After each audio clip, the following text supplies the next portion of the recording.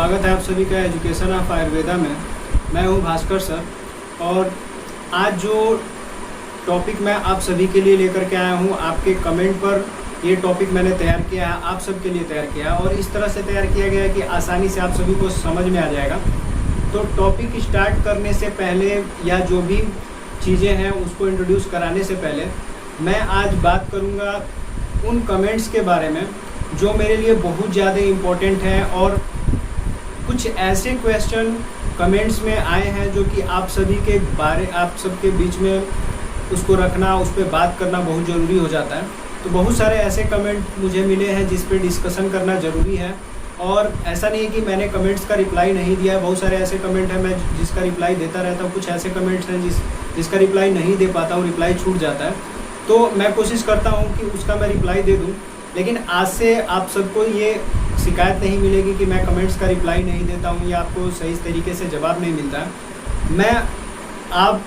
मैं अब जितने भी कमेंट्स मुझे मिलेंगे मैं कोशिश करूँगा कि उसमें से 3 या 4 कमेंट्स को मैं पॉइंट आउट करूँ और आप सभी के बीच में आकर के उसका इंट्रोडक्शन मैं आपसे इंट्रोड्यूस कराऊँ उस कमेंट्स को देने वाले पर्सन से कि जिसने जो कमेंट दिया है वो किस हिसाब से कमेंट दिया है और उसका आंसर भी आपको वीडियो के माध्यम से ही दूँ, ताकि वो कमेंट्स बस किसी एक पर्सन के लिए ही ना रहे कि उस जानकारी को बस कोई अकेला ही ना पाए, आप सभी भी उसका लाभ ले सकें।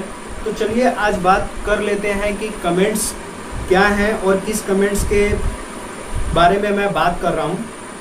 तो जैसा कि इसमें बहुत सारे कमेंट्स हैं जिसमें कुछ ऐसे कमेंट्स हैं जिस पे बात करना बहुत ज़रूरी हो जाता है। जैसे धर्मेंद्र रावत जी हैं, मैं कमेंट्स आपको दिखा दूंगा, यहाँ पे स्क्रीन पे आपको कमेंट्स दिख भी जाएगा, साइड में यहाँ पे शो भी हो जाएगा, आपको देखते रहिएगा। तो यहाँ पे धर्मेंद्र रावत हैं, उन्होंने कहा है कि सर कोई क्वेश्चन पेपर भी दिखाइए जिससे एग्ज़ाम का पैटर्न भी पता चले। फर्स्ट ईयर में एडमिशन लिया है, अपना मोबाइल नंबर भी बताएं प्लीज़। तो धर्मेंद्र रावत जी से बस एक मतलब की रिक्वेस्ट है कि रावत जी आपको क्वेश्चन पेपर जितने भी हैं मैं आप सभी को बता चुका हूं कि आप मेरे टेलीग्राम चैनल से जुड़ जाइए, लिंक डिस्क्रिप्शन में है, आप वहां से ज्वाइन हो सकते हैं। और जो भी इन्फॉर्मेशन है मैं टेलीग्राम चैनल के माध्यम से दे देता हूं। इस समय इन दिनों बहुत ज़्यादा व्यस्तता है क्योंकि आप सभी को पता है कॉलेज खुल चुके हैं तो वर्कलोड ज़्यादा हो जाता है, तो इसके वजह से आप सभी के बीच में कभी कभी आ पा रहा हूँ, लेकिन कोशिश करता हूँ कि आपकी जो भी समस्या उसको मैं जल्दी से निपटा सकूँ। तो आपको क्वेश्चन पेपर मैं अपने टेलीग्राम चैनल के माध्यम से जो भी है डी फार्मा का है या जीएनएम आयुर्वेद का है, जो भी आप क्वेश्चन पेपर बोलेंगे आप टेलीग्राम ज्वाइन कीजिए और मैं आपको उसमें क्वेश्चन पेपर आपको दे दूंगा। उसी तरह से एक और कमेंट है आदर्श कुमार जी का। तो ये कमेंट जो है मतलब कि दिल को छू गया है, इसलिए आप सभी के बीच में बताना, इस पर डिस्कशन करना, इस पर इंट्रो देना बहुत ज़रूरी है। तो अभिषेक कुमार जी हैं जो कि एक हम्बल रिक्वेस्ट है इनका मेरे से। मुझे बहुत ही अच्छा लगा कि अभिषेक कुमार जी ने मुझे इस लायक समझा कि उन्होंने मुझसे ये चीज़ें शेयर की और मैं चाहता हूं कि मैं आप सभी को भी ये बताऊं कि अभिषेक कुमार क्या कहते हैं। कमेंट आपको बगल में दिख जाएगा। ये कह रहे हैं कि सर एक बैच बना दीजिए और क्लासेस शुरू कीजिए। सर मैं आप पर ही निर्भर हूँ, मैं अपने घर से दूर बेंगलोर में आकर के जॉब करता हूँ, तो ये जॉब में है और तब भी पढ़ाई करना चाहते हैं और ये चाहते हैं कि मैं भी क्लासेस इनकी लूँ, मैं इनकी रेगुलर क्लासेस लूँ, बैच वाइज लूँ।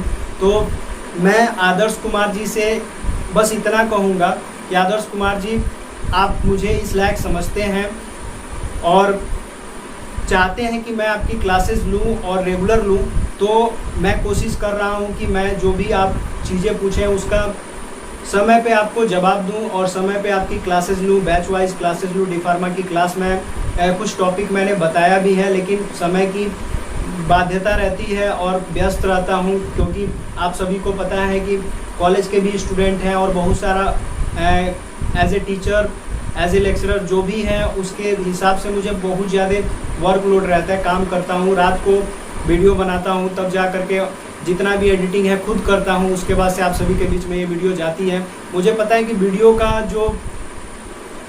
जो भी ग्राफिक्स है, वीडियो का जो भी लुक है या वीडियो में जो भी एडिटिंग होती है, चाहे थंबनेल हो गया कुछ भी हो गया, तो जो भी एडिटिंग है उतनी अच्छी तरीके से नहीं हो पाती है।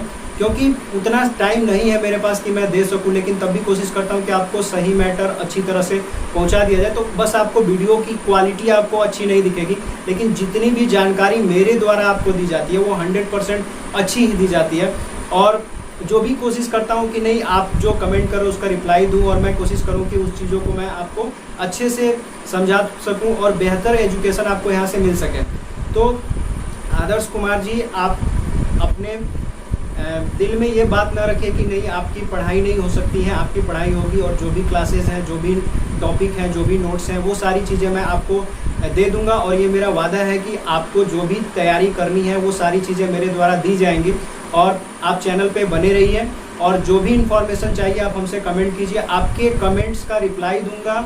और जो भी चीज़ें आपको ज़रूरी है वो मेरे द्वारा आपको दी जाएंगी। और क्लासेस मैं कोशिश करूँगा कि आपके जो भी टॉपिक हैं, जो भी चीज़ें हैं जो नहीं समझ में आ रही हो, मैं रेगुलर कंटिन्यू करके आपको दे सकूं।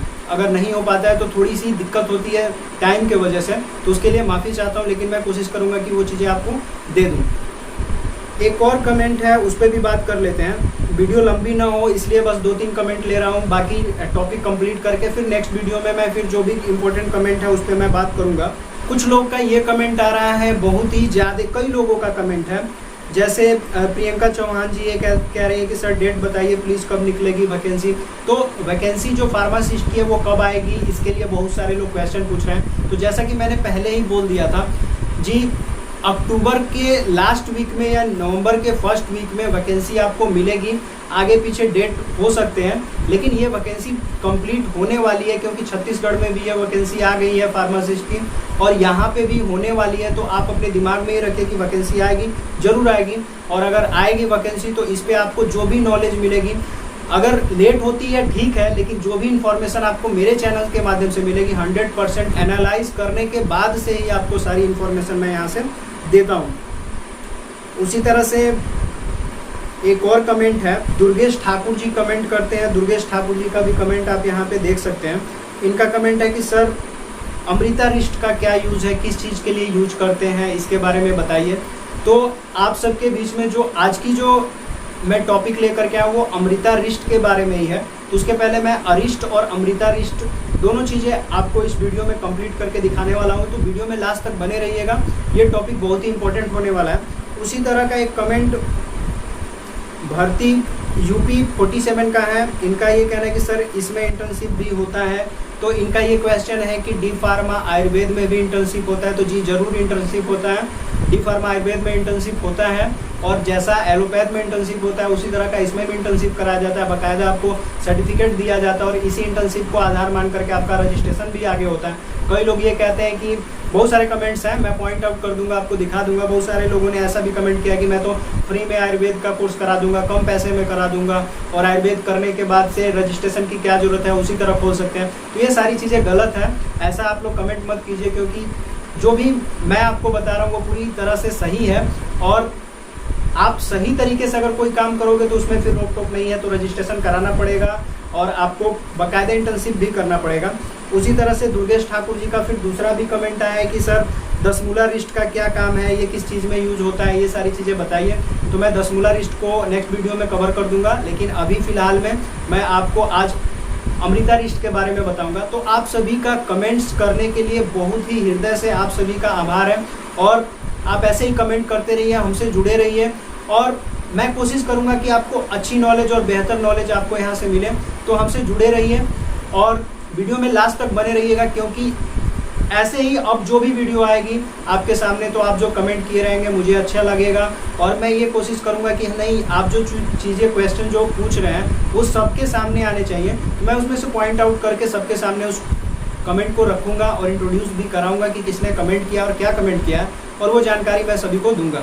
तो आज मैं अमृता रिस्ट के बारे में आप सभी को बताऊंगा, क्योंकि दुर्गेश ठाकुर जी ने पूछा है अमृता रिस्ट के बारे में, और दसमूला रिस्ट के बारे में पूछा है। तो दसमूला रिस्ट का टॉपिक नेक्स्ट डे बता दूंगा, और भी बहुत सारे कमेंट है उस पर नेक्स्ट डे बात होगा। तो चलिए टॉपिक की ओर चलते हैं, वीडियो बहुत ज़्यादा लंबी ना हो इसलिए टॉपिक को जल्दी कवर कर लेते हैं। तो आज जान लेते हैं कि अमृता रिस्ट है क्या। तो अमृता रिस्ट की बात करने से पहले सबसे पहले मैं अरिस्ट की बात करूंगा क्योंकि आयुर्वेद में जो भी तरल आपको मिलते हैं, तरल का मतलब जो भी तरल दिए जाते हैं, मतलब जो भी टॉनिक आपको दिए जाते हैं आयुर्वेद मेडिसिन में, जो भी टॉनिक मिलते हैं वो दो ही विधियों से बनाए जाते हैं, एक तो अरिष्ट और एक तो आसव। तो आसव और अरिष्ट ये दो विधियां हैं जो कि यूज में ली जाती हैं।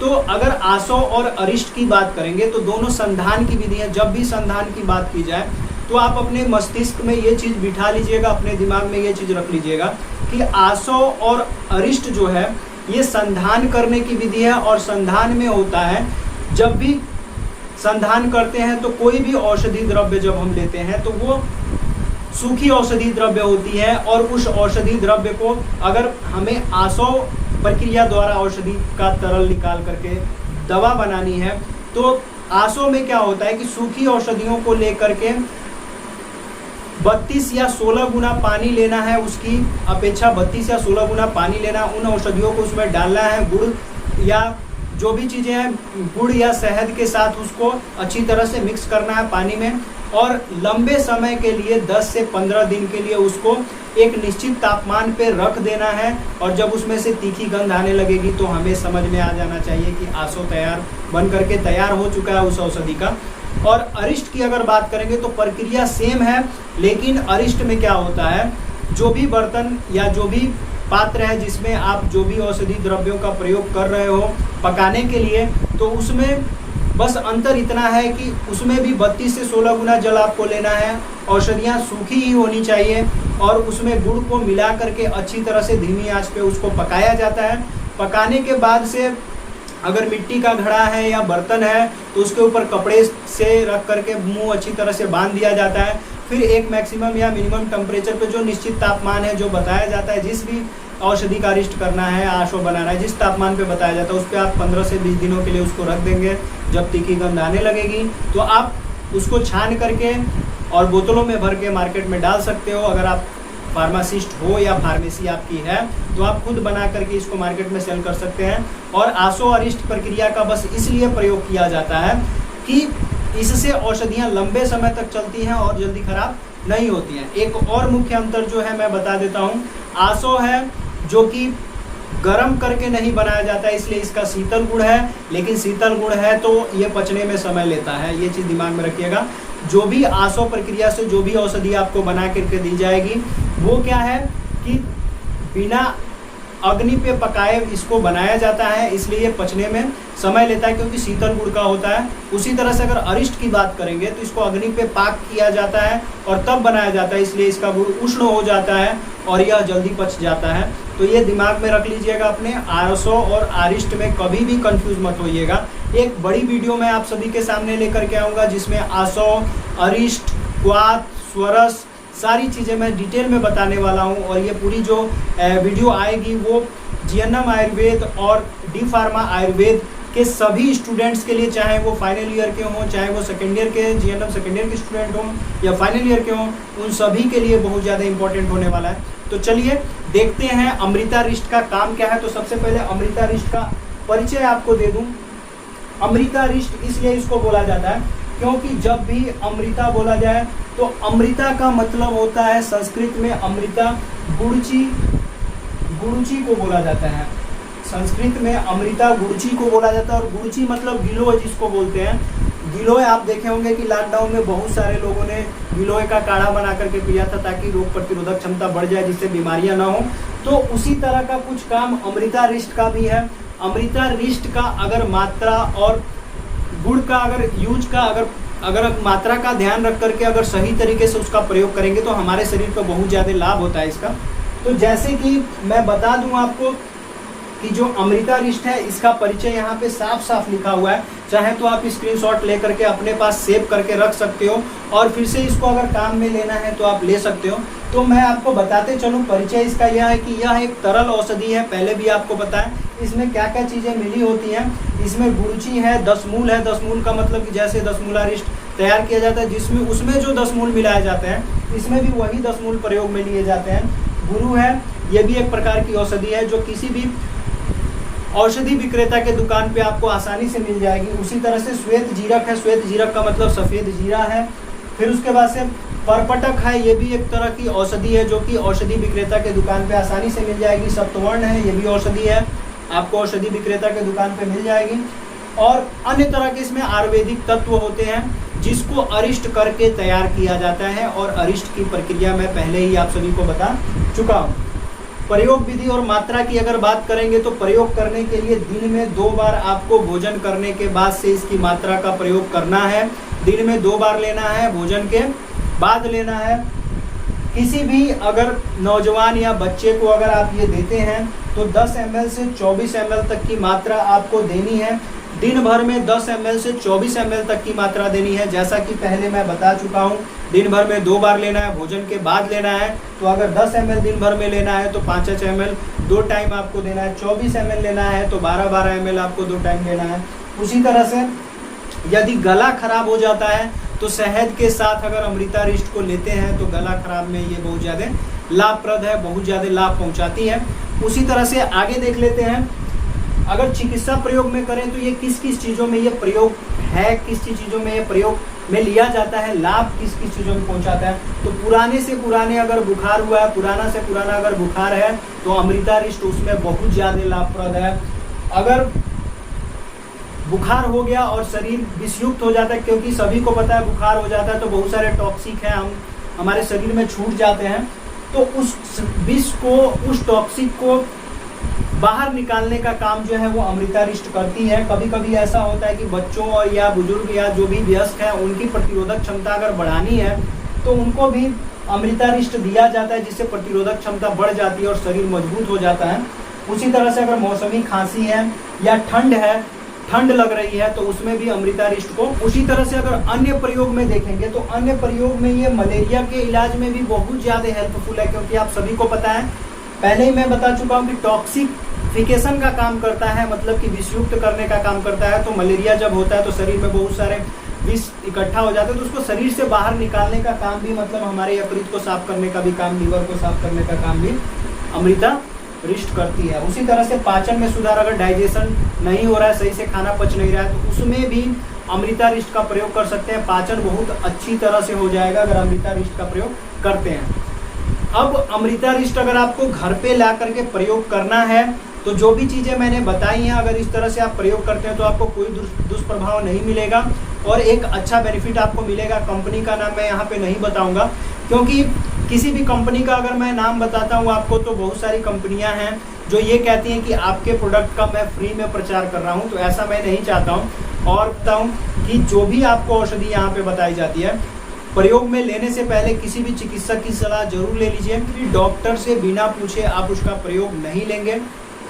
आप सभी को बार बार मैं ये कहता हूँ कि अगर कोई चीज़ अगर नहीं समझ में आती है तो आप कमेंट कीजिए, और कमेंट जब करते हैं तो सबका रिप्लाई मैं ज़रूर देता हूँ। तो ज़्यादा से ज़्यादा कमेंट कीजिए, जो नहीं समझ में आता उस टॉपिक को मैं फिर से नेक्स्ट वीडियो में ले करके आऊँगा।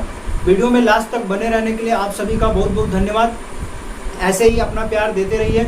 जो चैनल पे नए हैं वो चैनल को सब्सक्राइब कर ले। अगर जानकारी अच्छी लगती है तो दूसरों तक पहुंचाने के लिए ज़्यादा से ज़्यादा शेयर कीजिए।